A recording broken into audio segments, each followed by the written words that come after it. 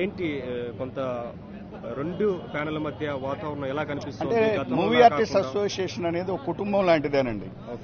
కానీ అసలు గొడవంతా ఎక్కడొచ్చిందంటే జనరల్ గా మీకు తెలిసిందే, అంతకుముందు రాజేంద్ర ప్రసాద్ గారు 2 ఏళ్లు చేశారు, హుందాగా తప్పుకున్నారు. దానికి ముందు నాగబాబు గారు చేశారు, మోహన్ బాబు గారు చేశారు. ఒక 2 ఏళ్లు ఒకరు ఉండాలి అనేది రూల్ పెట్టుకున్నాం. అది రాజేంద్ర ప్రసాద్ గారు అప్పుడు శివాజీ రాజా గారే చెప్పారు 2 ఏళ్లని. కానీ ఎందుకో దురదృష్టవశాత్తు ఆయన మళ్లీ నేను 2 ఏళ్లు చేయాలి అనేది నాకు అనైతికంగా అనిపించింది. ఇప్పుడు మేము కుటుంబంలో అంటే వాళ్ళని, నా మిత్రులు ఆ ప్యానెల్లో ఉన్నారు, ఈ ప్యానెల్లో ఉన్నారు. కానీ రెండోసారి నేను చేయాలి అంటాం మాత్రం నాకు నచ్చలేదు. కొత్త వారికి ఇప్పుడు నరేష్ గారు వచ్చారు, ఆయన నేను చేస్తానన్నారు. నీకు ఆయన సీనియర్ నటుడు ఆయన ఉన్నప్పటికి కూడా నీకు జనరల్ సెక్రటరీగా చేసి హెల్ప్ చేశారు. ఆయనకి దారి ఇవ్వండి, ఆయన సేవ చేస్తానంటున్నాడు కదా. కాదు నేనే నుంచోవాలి అంటాం మాత్రం నాకు కొంచెం నిరంకుశంగా అనిపించింది. అందుకని డెఫినెట్ గా ప్రెసిడెంట్ గా నా ఓటు నరేష్ గారికే వేస్తాను. ఇక మిగతా ఇవంటారా, అటు మిత్రులు ఉన్నారు, ఇటు మిత్రులు ఉన్నారు. కానీ ఒకటి, అసలు ఇంత రచ్చకు రావాల్సిన అవసరం లేదు. అసలు ఈ మూవీ ఆర్టిస్ట్ అసోసియేషన్ లో ఉన్న వీటి గురించి టీవీలకు వెళ్లాల్సిన అవసరం లేదు. ప్రజలకి వీటితో ఏంటండి, ఇందులో ఎవరు ప్రెసిడెంట్ అయితే ప్రజలకి వాళ్ళకున్న సమస్యలతో ఒక ఆరోగ్యకరమైన వాతావరణం సృష్టించాలి, ఒకటి చాలా ముఖ్యం. 2, మూవీ ఆర్టిస్ట్ అసోసియేషన్ లో 800 మంది పేదలు ఉన్నారు, చాలా మంది పేదలు ఉన్నారు, చాలా భయంకరమైన పరిస్థితుల్లో ఉన్నారు, తినటానికి తినలేక. ఇవన్నీ ఈ స్కీములు, ఈ కళ్యాణ లక్ష్మి స్కీములు ఇవన్నీ మీకు ముందు రాలేదా? మీకు ఆలోచన రాలేదా? వాళ్ళకి అందరికీ 6 ఏళ్లు రేషన్ ఇవ్వాలి, వాళ్ళకి 7,000 పెన్షన్ ఇవ్వాలి. అవన్నీ ఇన్నాళ్ళు ఏం చేస్తున్నారు?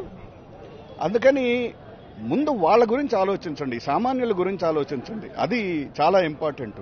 ఇప్పుడు చిరంజీవి గారు దీనికి ఫౌండరు, ఆయన మొన్నొచ్చి ఒక ఫంక్షన్ లో అటెండ్ అవటం వల్ల కొన్ని కోట్లు వచ్చినాయి. ఎందుకు చేశారు ఆయన? ఈ పేద ప్రజలకి మీరు సూట్లు వేసి వాళ్ళని కూడా తీసుకెళ్తారు, వాళ్ళకు కూడా అన్నం పెడతారని ఆయన చేశారు. మీరు సూట్లు వేసుకొని తిరగటానికి కాదుగా.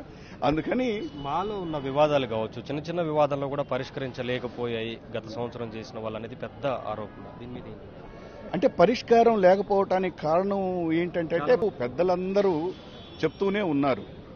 ఇప్పుడు అనైతికంగా లేదు నేనే నుంచోవాలి అంటే ఇంకా పరిష్కారం ఎక్కడి నుంచి వస్తుందండి? ఇప్పుడు మీరే చెప్పండి, వెరీ సింపుల్. అందరూ 2 ఏళ్లు చేశారు కదా.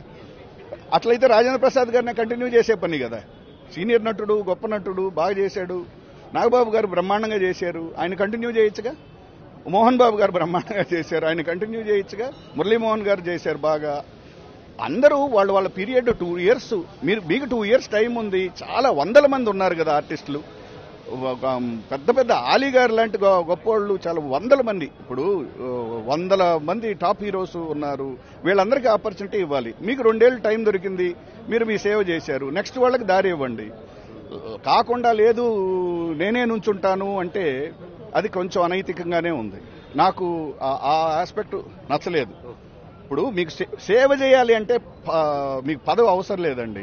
పదవే ఇంపార్టెంట్ కాదు. పదవి లేకుండా కూడా ఇప్పుడు మాకందరికి ఏ పదవులు లేవు. ఏ ఇష్యూ అయినా పరిగెత్తి వెళ్ళి చేస్తున్నాం. అందుకని డెఫినెట్ గా కొత్త మార్పు కోసమే నా ఓటు ఉంటుంది. Thank you sir. For more updates please subscribe 99 TV Telugu.